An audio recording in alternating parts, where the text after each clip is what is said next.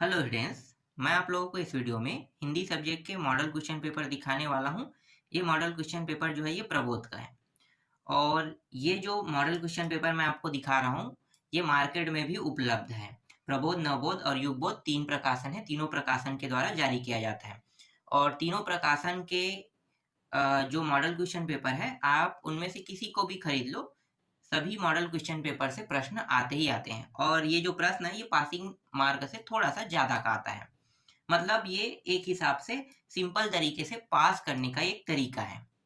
तो आप जब इन चारों मॉडल, मतलब ये जो मॉडल पेपर है ना, हर एक विषय का 4 प्रश्न पत्र रहता है, मतलब 4 मॉडल पेपर रहता है।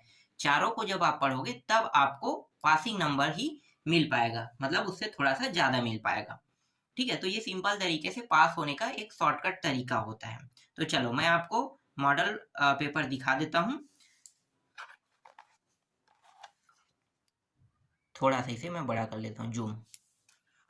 अब देखो पहला प्रश्न, सही विकल्प चुनकर लिखिए कह रहे हैं ना।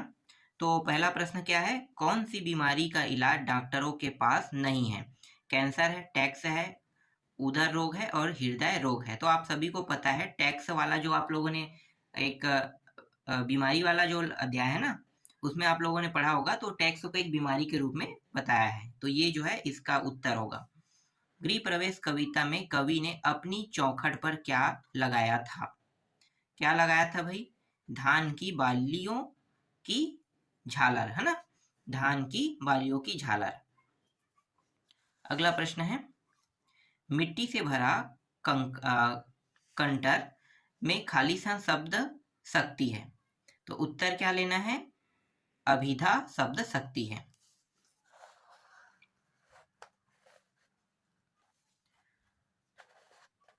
पांचवा है, आधुनिक युग की मीरा कहलाती है। आधुनिक युग की मीरा महादेवी वर्मा को कहा जाता है। कलोनीली शब्द का प्रयोग किया गया। उत्तर क्या लोगे? यहाँ पे नदी के लिए लेना है। ठीक है, नदी के लिए किया गया। ब में दिया हुआ है, खंड जो ब है, रिक्त स्थानों की पूर्ति कीजिए। नागर चलाने वाले को खालिस्तान कहते हैं, तो नगरिया बोलते हैं ना। नागर चलाने वाले को छत्तीसगढ़ी शब्द में क्या कहते हैं? नगरिया। ठीक है, अगला देखो, बिलासपुर जिले का प्रमुख नाट्य खालिस्तान है। तो प्रमुख नाट्य क्या है? रहस। ठीक है, रहस जो है प्रमुख नाट्य है। तो उत्तर क्या लेना है? अगर ये प्रश्न आता है तो रहस लेना है। इनमें से बहुत सारे प्रश्न आपको एग्जाम में देखने को मिलेगा। आधुनिक काल का सर्वश्रेष्ठ महाकाव्य खालिस्तान है। कामायनी जो है ये एक महाकाव्य है ना, तो कामायनी आएगा यहाँ पे। विश्व का सबसे बड़ा जनतंत्र भारत है। नर्मदा खालिस्तान के कंठ से निकलती है। तो अमेश्वर जो है ना, अमरेश्वर के कंठ से निकलती है, लेना है। इसके बाद खंडसा देखते हैं। खंडसा में उचित संबंध जोड़िए कह रहा है। पहला है तटवीर, है ना। तटवीर को आपको किस में लेना है? किनारा। ठीक है, तटवीर किनारा आ जाएगा।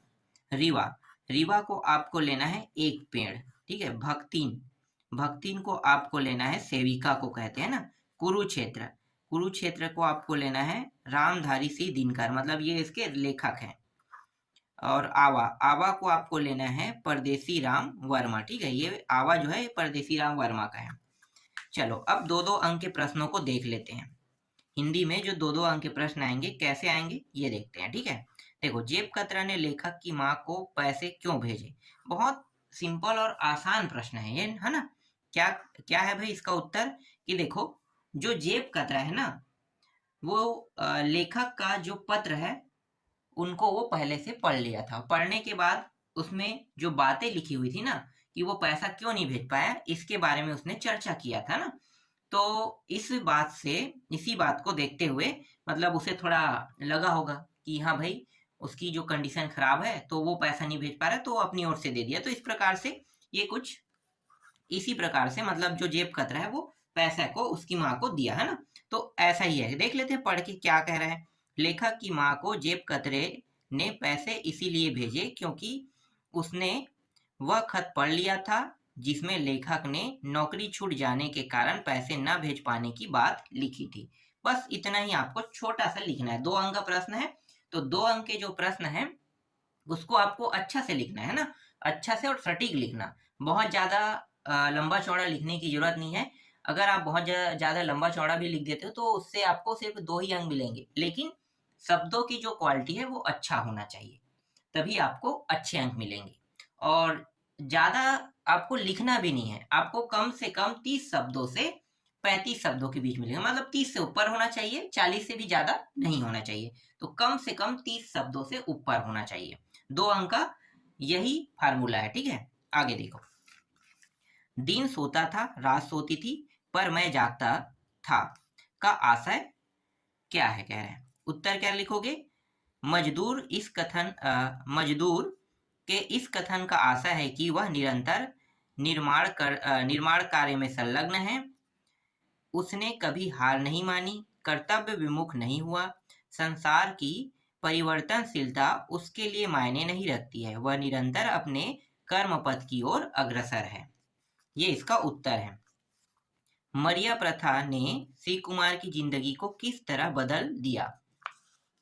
उत्तर क्या लिखोगे? मरिया प्रथा ने श्री कुमार को किसान से मजदूर बना दिया। उसकी आर्थिक स्थिति ठीक नहीं थी, किंतु सामाजिक दबाव में उसे मरिया भात खिलाने हेतु अपनी खेती बेचनी पड़ी।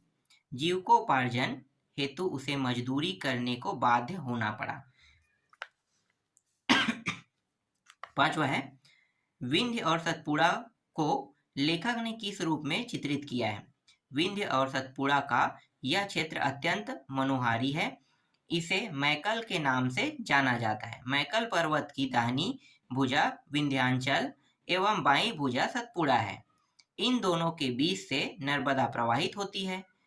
पूर्व और पश्चिम तक संपूर्ण भारत को यह अपनी विशालता से हरियाली और प्राकृतिक सौंदर्य प्रदान करते हैं। ठीक है, जो मैंने अभी बताया वो यहाँ पे लिखा हुआ है। 6वां प्रश्न देखो, ये अंतिम प्रश्न है, 2 अंक है। महादेवी वर्मा अक्सर अपनी छुट्टियां कैसे बिताया करती थी? उत्तर क्या लिखोगे? महादेवी वर्मा अक्सर अपनी छुट्टियां गंगा नदी के तट पर बसे झूसी के खंडहर में बिताया करती थी। वे हमेशा अवकाश मिलते ही वहां आ जाती थी। वहां के लोग, प्रकृति का सौंदर्य उन्हें आत्मीय प्रतीत होता था। अब 3-3 अंक के प्रश्न, 3-3 अंक के जो प्रश्न रहेगा इसमें आपको शब्दों में जो लिखना है ना, कम से कम 40 से ऊपर होना चाहिए। 40 से 50, मतलब 50 शब्द तक के आप लिख सकते हैं 3 अंक में। तो 40 से ऊपर के शब्द आपको इसमें लिखने हैं, ठीक है। 40 से ऊपर होना चाहिए। देखो प्रश्न क्या है, कोठी में धान छलक जाए, ये जिंदगी फिर चमक जाए, पंक्ति का आशय स्पष्ट कीजिए। उपरोक्त पंक्ति के माध्यम से कवि यह कहना चाहते हैं कि हम अपने भीतर सकारात्मकता का संचार करें, जिससे हमें प्रेरणा मिले और हम विश्वास के साथ, परिश्रम के साथ आगे बढ़े, अपने भीतर के अवसाद को खत्म कर अपनी मेहनत से अपने जीवन को प्रकाशित करें, उसे एक नई दिशा दें। 8वां प्रश्न, महादेवी वर्मा को अन्य विद्यार्थियों की अपेक्षा घीसा ही क्यों याद रहा? इसका उत्तर क्या लिखना है? महादेवी वर्मा जी को अन्य विद्यार्थियों की अपेक्षा घीसा ही इसलिए याद रहा क्योंकि उस मलिन सहमे से नन्हे विद्यार्थी की आंखों में न जाने कौन सी जिज्ञासा भरी थी, जो सिर्फ उन्हें ही देखा करता था। ऐसा लगता था मानो उसकी सारी विधा बुद्धि को सीख लेना ही उसका एकमात्र लक्ष्य था। वह उन सब के बीच भी अकेला अपनी और महादेवी का ध्यान आकृष्ट करने में सफल रहा था। उनकी संवेदनाओं में वह जी उठा था। 9वां प्रश्न, साहित्य को टके कमाने का साधन कभी नहीं बनाना चाहिए, ये कहने के पीछे क्या विचार है, लिखिए। उत्तर, साहित्य को टके कमाने का साधन कभी नहीं बनाना चाहिए, क्योंकि साहित्य स्वांतः सुखाय नहीं होता। उसके आदर्श समाज के हित व कल्याण में निहित होते हैं। वह लोक हितकारी होता है। अतः साहित्य के क्षेत्र में यह सिद्धांत उसकी उत्कृष्टता में मील का पत्थर साबित होता है। 10वां प्रश्न और ये अंतिम प्रश्न है 3 अंक के। 4 प्रश्न 3 अंक के आएंगे ना। अलसी के मनोभावों का वर्णन कीजिए। अलसी के पौधे पतले होते हैं और कहीं भी उग जाती है, इसलिए कवि ने उसे हठीली या जिद्दी कहा है। पतली होने के कारण उसे पतली व लचीली कमर की संज्ञा दी है। यह अन्य पौधे के साथ उग जाती है, इसलिए कवि ने यह भाव व्यक्त किया है कि यह मिलकर उगी है। उनके नीले फूल अत्यंत मनमोहक प्रतीत हो रहे हैं। अब 4 अंक के प्रश्नों को देख लेते हैं। 4 अंक के प्रश्नों को आपको कम से कम 50 शब्दों से ऊपर में आपको लिखना है। 50 से 60 ये 4 अंक के प्रश्नों की शब्दों की संख्या की क्वालिटी है ना। देखो 11वां प्रश्न, लेखक बनने के लिए शरत बाबू के क्या क्या सुझाव थे? उत्तर, लेखक बनने के लिए शरत बाबू ने अनेक सुझाव दिए थे, जो इस प्रकार है। जो लिखना हो अपने अनुभव से लिखना, लिखने के बाद तुरंत किसी की सलाह नहीं लेना, वरन उसे 2-3 महीनों के लिए रख देना और ठंडे मन से स्वयं ही सुधार करना। जब संतोष हो कि रचना ठीक है तो दूसरों को दिखाना। अपनी कलम से किसी की निंदा मत करना। अपने कमाए धन में से कुछ न कुछ जमा करो और ना कर सको तो किसी से उधार भी मत लो, क्योंकि उधार की वृत्ति लेखक की आत्मा को हीन और मलिन कर देती है। इसमें अथवा प्रश्न भी आपको देखने को मिलेगा। जब 4 अंक के प्रश्न आएंगे ना, तो 4 अंक के प्रश्नों में अथवा प्रश्न भी रहता है। तो इसमें आपको एक बेनिफिट ये मिलने वाला है कि अगर आपको एक प्रश्न पता नहीं, मतलब एक प्रश्न का उत्तर पता नहीं है, तो आप अथवा प्रश्न भी बना सकते हैं। मतलब यहाँ पे 2 प्रश्न रहेगा, तो 2 प्रश्नों में से सिर्फ आपको एक प्रश्न बनाना है, तो अथवा देखने को मिलेगा। ये बेनिफिट आपको 4 अंक, 5 अंक और 6 अंक के प्रश्नों में आपको ये बेनिफिट मिलने वाला है। तो चलो इन प्रश्नों को भी देख लेते हैं। जिंदगी भर है रोना धोना, आप इस कथन से सहमत है या असहमत होने का तर्क प्रस्तुत कीजिए, कह रहे हैं। उत्तर क्या लिखोगे? यदि हम भाग्य के भरोसे बैठे रहे तो जिंदगी यूं ही नष्ट हो जाएगी। अकर्म व्यक्ति भाग्य के भरोसे बैठे रहता है और अपने जीवन को कोसता रहता है, लेकिन कर्मशील प्राणी अपने श्रम से अपने जीवन के अवसादों को दूर कर सफलता अर्जित करते हैं। अतः हमारे मत से यह तर्क सही नहीं है कि जिंदगी रो धोकर यूं ही व्यर्थ गंवा दी जाए। अपने बुझबल पर विश्वास कर हम भाग्य रेखा को भी बदल सकते हैं। चलो 12वां प्रश्न देखते हैं। कविता में आई पंक्ति सुख दुख के दोनों तीरों से कवि का क्या आशय है? मानव जीवन में इसका महत्व क्या है? उत्तर, सुख दुख के दोनों तीरों से कवि का आशा है कि मनुष्य के जीवन में सुख और दुख रूपी 2 किनारे हैं। इनमें संघर्ष करता हुआ वह आगे बढ़ता है। जहां सुख जीवन में आनंद और हर्ष का संचार करते हैं, वहीं दुख मनुष्य में दृढ़ता का भाव भरता है और उसे मजबूत बनाता है। विपत्तियों में मनुष्य उन मानवीय मूल्यों से अपने चरित्र और व्यक्तित्व को गढ़ता है जिससे वह जीवन में उत्तरोत्तर उन्नति करता है। मानव जीवन में दोनों का अपना महत्व है, क्योंकि ये उसे जड़ नहीं होने देता और आगे बढ़ने की प्रेरणा देता है। इसके बाद इसमें अथवा प्रश्न है, तो मैं आपको यही बता रहा हूँ कि अथवा प्रश्न एक बेनिफिट है आपके लिए, है ना। अगर आपको मेन प्रश्न का उत्तर पता नहीं है तो आप इसके लिए अथवा प्रश्न भी बना सकते हैं। तो अथवा प्रश्न देखो, नर्मदा का उद्गम अमरकंटक पाठ में वर्णित नैसर्गिक सौंदर्य को अपने शब्दों में व्यक्त कीजिए, कह रहे हैं। मैकल पर्वत श्रृंखला के बीच अपने अप्रतिम प्राकृतिक सौंदर्य से आच्छादित अमरकंटक नैसर्गिक सौंदर्य से युक्त है। पर्वत श्रृंखलाओं से गिरती जलधारा देख ऐसा प्रतीत होता है मानो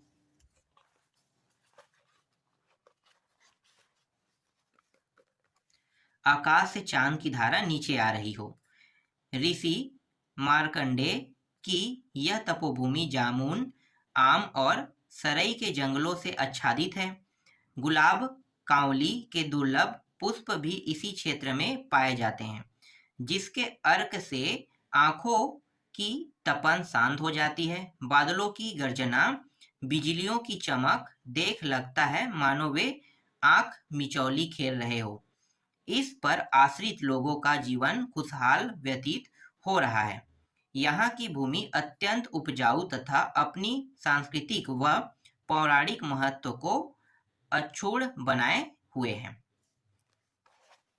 इसके बाद देखो 13वां प्रश्न। 13वां प्रश्न में यहाँ पे एक पद्यांश दिया हुआ है, ठीक है। सप्रसंग व्याख्या कीजिए कह रहा है। तो एक दो प्रश्न ऐसे आते हैं जिनका आपको सप्रसंग व्याख्या करना है। तो जैसे कि बसंत ऋतु वाला ये जो पूरा का पूरा मैं आपको दिखा देता हूँ, ये एक पद्यांश है ना। इस पद्यांश को देख लो।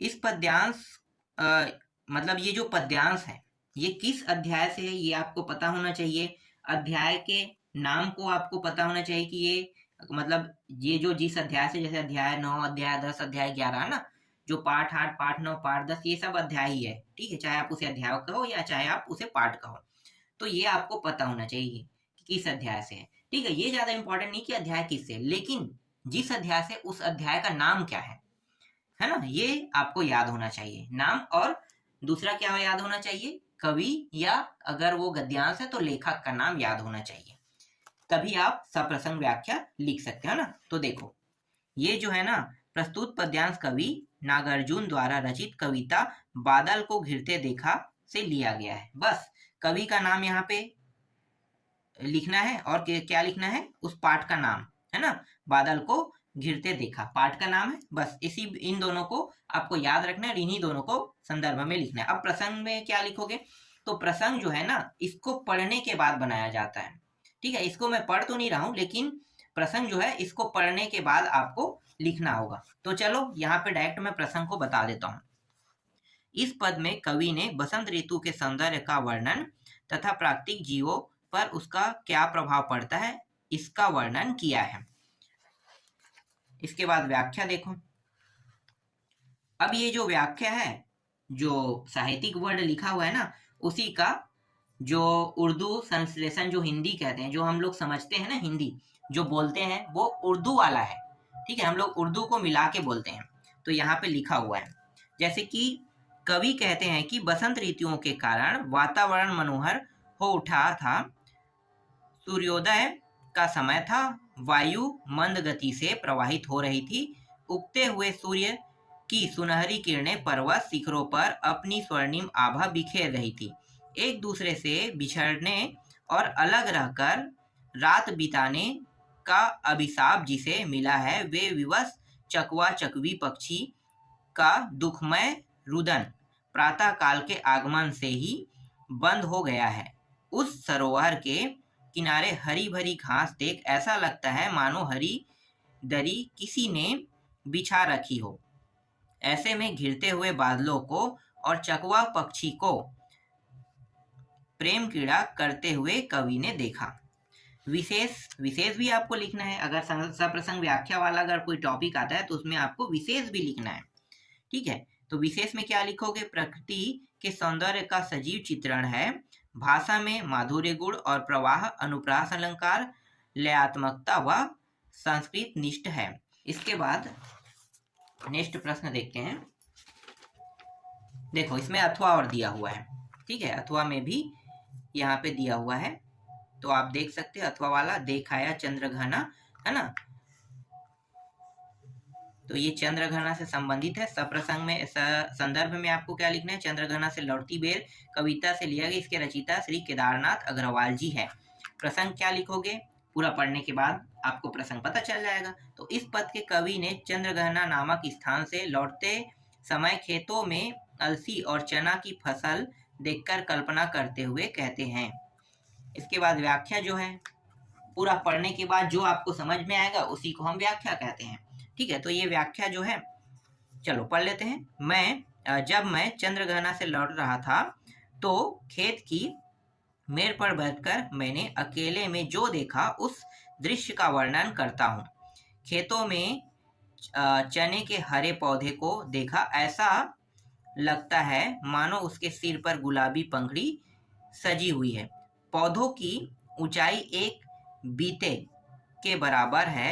बीच बीच में अलसी के पौधे है जो बहुत नाजुक है। कवि कहते हैं ऐसा लगता है कि पतली व लचीली कमर वाले अलसी के पौधे और उसके नीले फूल उन्हें छूने वाले पर अपना हृदय नौछावर कर देने को तत्पर है।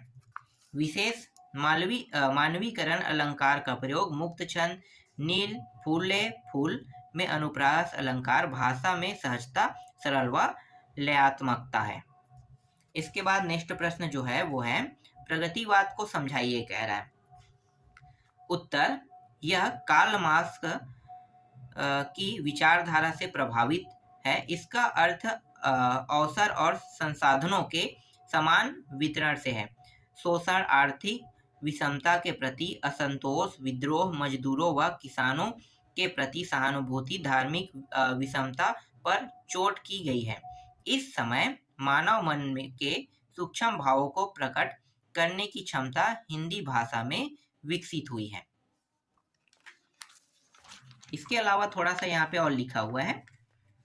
इस काल के प्रमुख रचनाकार पंत, निराला, नरेंद्र शर्मा, दिनकर, केदारनाथ, है ना, यहाँ पे अग्रवाल दिया हुआ है, नागार्जुन है, शमशेर बहादुर सिंह है, रामविलास शर्मा है, त्रिलोचन शास्त्री है, मुक्तिबोध इत्यादि प्रमुख है।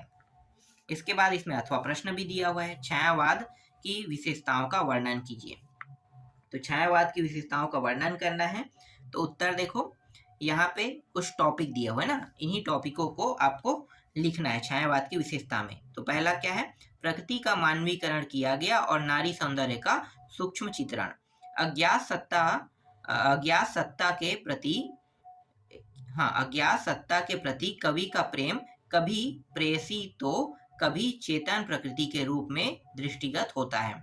तीसरा, व्यक्तिगत भावनाओं की प्रधानता है। चौथा, नारी के स्थूल नहीं सूक्ष्म स्वरूप की अभिव्यंजना की है। वेदना व करुणा की अधिकता है। इसके बाद जो 15वां प्रश्न है ये भी 4 अंक के प्रश्न है ना। 4 अंक तो हाँ यहाँ पे 4 अंक में दे दिया है। हालांकि अन्य सब्जेक्ट में 15 और 16 जो प्रश्न है वो 5-5 अंक के होते हैं, लेकिन इसमें ये 15वां प्रश्न 4 अंक का है। सबका दुख अलग अलग होता है। किस तरह के दुख के अनुभव आपने किए हैं उन्हें लिखिए, कह रहे हैं। इसका उत्तर आपको लिखना है। कोई व्यक्ति अपनी आर्थिक विपन्नता से दुखी है तो कोई टैक्स देने के कारण है। किसी के पास धन की कमी तो किसी के पास वैभव विलास की वस्तुओं की।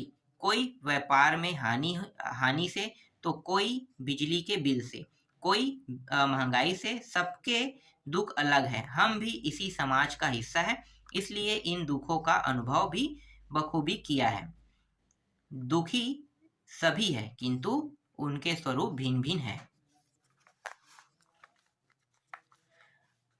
अब इसमें अथवा प्रश्न दिया है, इनको भी आपको पढ़ना है ना। बस आपको ये पता होना चाहिए कि आपको कौन से प्रश्न बनाने हैं। जिस प्रश्न का उत्तर आपको सटीकता से पता है ना, चाहे आप मेन प्रश्न को बनाओ चाहे आप अथवा प्रश्न को बनाओ, जिस प्रश्न का उत्तर आपको बहुत अच्छे से सटीकता से पता है उन्हीं प्रश्नों को आपको क्या करना है, बनाना है। कई बार ऐसा होता है कि हमें दोनों प्रश्नों का उत्तर पता होता है, जो अथवा में दिया उनका भी और मेन प्रश्न का भी, और हम दोनों के कारण, ठीक है, और हम करते क्या है, हमें दोनों प्रश्नों का उत्तर पता है तो हम थोड़ा सा डाउट, मतलब हमारे मन में डाउट आने लगता है कि कौन सा हम लिखें तो ज्यादा मिलेगा ना, अच्छा मिलेगा। तो आपको थोड़ा सा विचार कर लेना है। उस समय थोड़ा सा आपको क्या करना है, विचार कर लेना है कि कोई इसका उत्तर मुझे अच्छे से याद आ रहा है।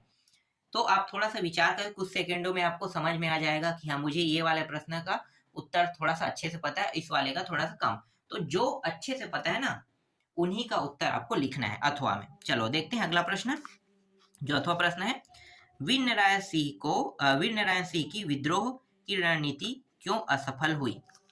उत्तर क्या लिखना है भाई, वीर नारायण सिंह की विद्रोह की रणनीति अंग्रेजों की कूटनीति के कारण असफल हुई, क्योंकि उन्होंने उनके आंदोलन को यहाँ के लोगों की ही मदद से कुचल दिया था। 1957 में जब सोना खान पर स्मिथ ने आक्रमण किया तो दोनों पक्षों में घमासान युद्ध हुआ। प्रथम चरण में स्मिथ को भारी नुकसान हुआ, किंतु ठीक समय में सैन्य मदद मिल जाने से वह आगे बढ़ता रहा। इसको रोकने में नारायण सिंह की सिपाही असमर्थ थे, अतः वे जंगलों की ओर चले गए ताकि अवसर मिलने पर आक्रमण कर सके।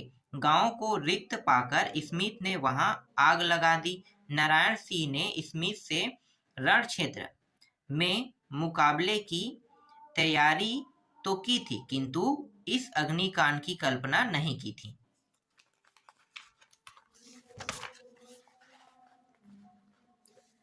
इसके बाद 16वां प्रश्न है, निम्नलिखित अपठित गद्यांश को पढ़कर नीचे लिखे प्रश्नों के उत्तर लिखे। 5 अंक का रहेगा। देखते हैं कितने प्रश्न है। 5 प्रश्न है। तो ये पूरा गद्यांश जो है इसको मैं पढ़ तो नहीं रहा हूँ, ठीक है। इनमें जो प्रश्न दिया उनका उत्तर देख लेते हैं। जो गद्यांश है इससे मतलब जो अपठित गद्यांश आता है ना, इससे प्रश्नों के उत्तर ढूंढना बहुत आसान होता है। इसीलिए डायरेक्ट हम प्रश्नों पे चलते हैं। वर्तमान में माता पिता की परेशानी का क्या कारण है? उत्तर क्या लिखोगे? पढ़ेंगे तो उत्तर तो आसानी से मिल जाएगा, इसलिए यहाँ पे जो उत्तर दिया उसी को मैं पढ़ के बता रहा हूँ। बच्चों की मोबाइल फोन व लैपटॉप के प्रति बढ़ती दीवानगी उनकी परेशानी का कारण है। दूसरा है, मेंटल हेल्थ फाउंडेशन के संस्थापक का नाम क्या है? तो जय रंजन राम लेना है। इंटरनेट युवाओं पर किस प्रकार प्रतिकूल असर डाल रहा है? इंटरनेट का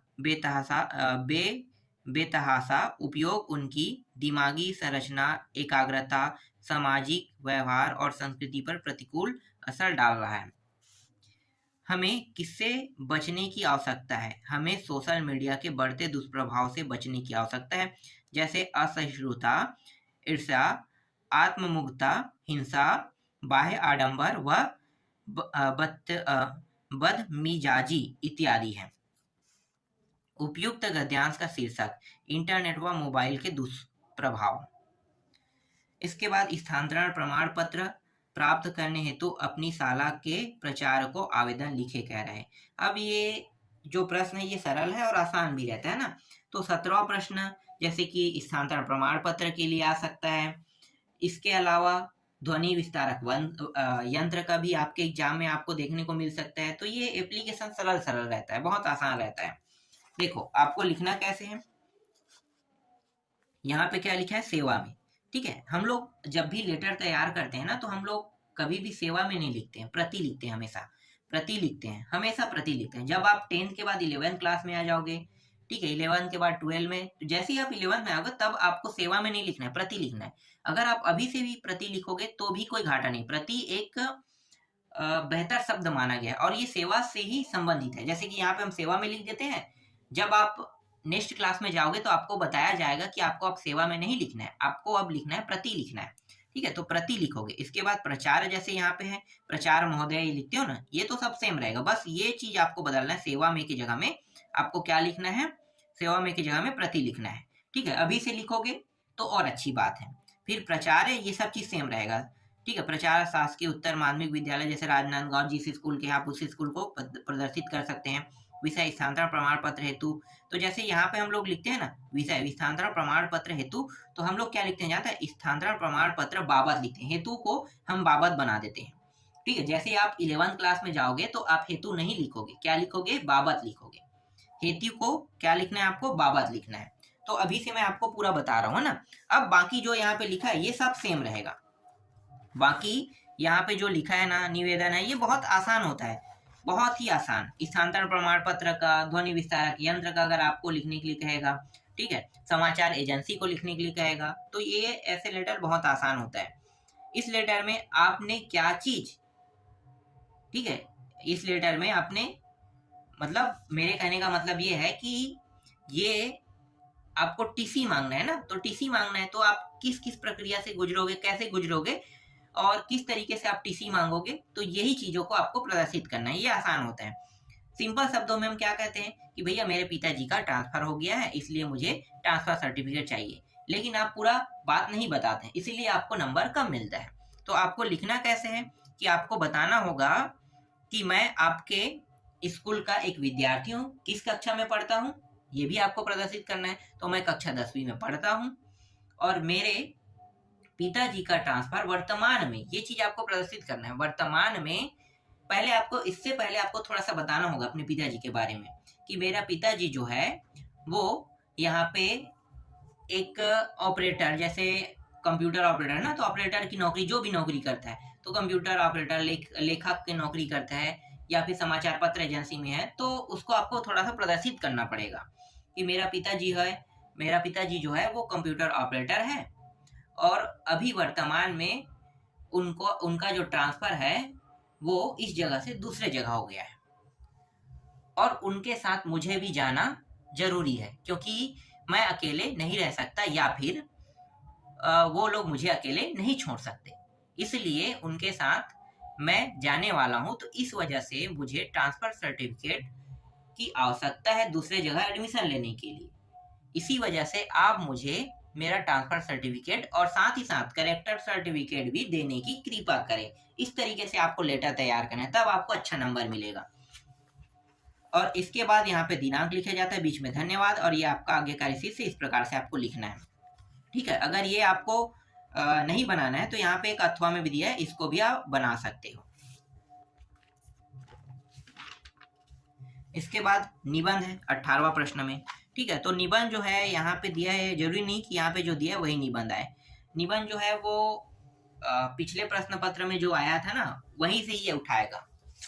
और निबंध को मैं अभी भी आपको कहता हूँ, याद करने की आवश्यकता नहीं है, सिर्फ पढ़ना है आपको। निबंध याद नहीं करना है, पढ़ना है। ठीक है, लेकिन उसके जो 2 मुख्य पॉइंट है उसको आपको पता होना चाहिए कि उपसहार, ठीक है, और एक प्रस्तावना। प्रस्तावना शुरू में होता है, तो ये प्रस्तावना जो है, ये पॉइंट आपको पता होना चाहिए कि पहला पॉइंट प्रस्तावना बनेगा और अंतिम पॉइंट उपसहार बनेगा। ठीक है, ये दोनों बहुत महत्वपूर्ण है। उसके बाद आप जो भी पॉइंट बीच में डालना चाहो और उसके बारे में लिखना चाहो आप लिख सकते हो। हिंदी में मेरे हिसाब से किसी को भी दिक्कत नहीं होना चाहिए निबंध बनाने में। तो इस तरीके से मैंने आपको एक मॉडल क्वेश्चन पेपर हिंदी का वो मैंने आपको दिखा दिया।